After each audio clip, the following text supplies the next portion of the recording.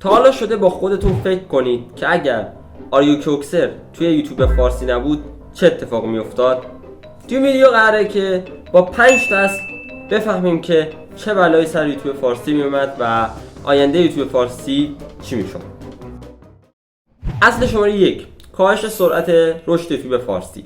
آریا مخاطبای زیادی به یوتیوب معرفی کرده. توی زمانی که گیمینگ توی یوتیوب حرف اولو میزد، آریا داشتش ویدیو گیمینگ میذاشت و سر همین محتواها خیلی از مخاطبا جذب یوتیوب فارسی شدن و دیدن که اوه چقدر محتوای خفنی وجود داره، چه محتوای باحالی، و نبودش باعث میشد که رشد توی فارسی کاهش داشته باشه یا کمتر رشد کنه و این کار رو برای یوتیوبرها دیگه سخت‌تر می‌کرد. یوتیوبر دیگه که مثل میا، علی رکسا، کیودی پای و کسانی که اون موقع تو یوتیوب فارسی به عنوان اولین یوتیوبرها داشتن تولید محتوا می‌کردن.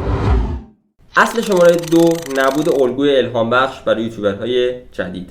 همونطور که می‌دونید تو سال‌های 2019 و 2018 گیمینگ بود که داشت تو یوتیوب فارسی میتازید و بازدید می‌گرفت و خیلی آریا براشون یک نوع الگو محسوب میشد که توی یوتیوب فعالیت کنم و ویدیوهای گیمینگ بذارم. یکیش خودم من زمانی که ویدیو گیمینگ میساختم گفتم که بالاخره من گیمر موفقم، من گیمر پولدار میشم و آره بعد میدونید که دیگه گیمینگ مثل قبل جواب نمیده توی یوتیوب.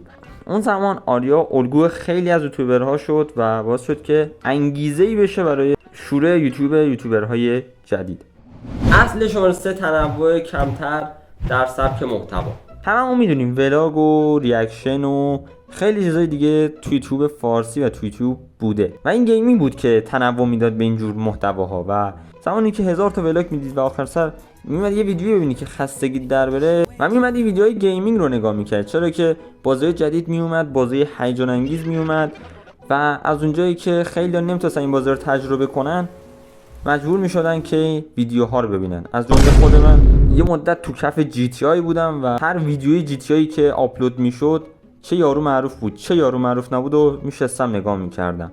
و آره اگر که آریا کوکسر نبود ممکن بود اصلا سبک گیمینگ تو یوتیوب فارسی آنچنان رشد نکنه و محتواها به یک سبک خاص محدود بشه. اصل شماره 4: زحمت بیشتر برای یوتیوبرهای دیگه.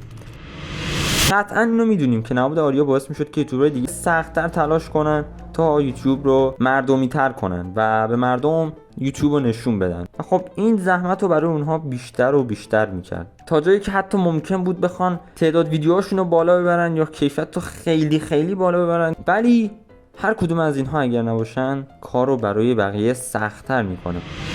از دوستان این بود از این ویدیو، من که لذت برده باشید از این ویدیو. صدام هم گرفته، نمیدونم به خاطر حساسیت فصلیه یا به خاطر سرماخوردگیه، نمیدونم، هنوز مشخص نیست، ولی چند روزیه که صدای من به همین صورت یعنی گرفته است. الان که این ویدیو رو دارم میگیرم ما از 100 تا عبور کردیم و وارد و الان فکر کنم دقیقاً 115 تا سابسکرایبر یا 115 تا رفیق داریم که تو این کانال و تو این سیاره ما اومدن. و این بود از این ویدیو و تا ویدیو دیگه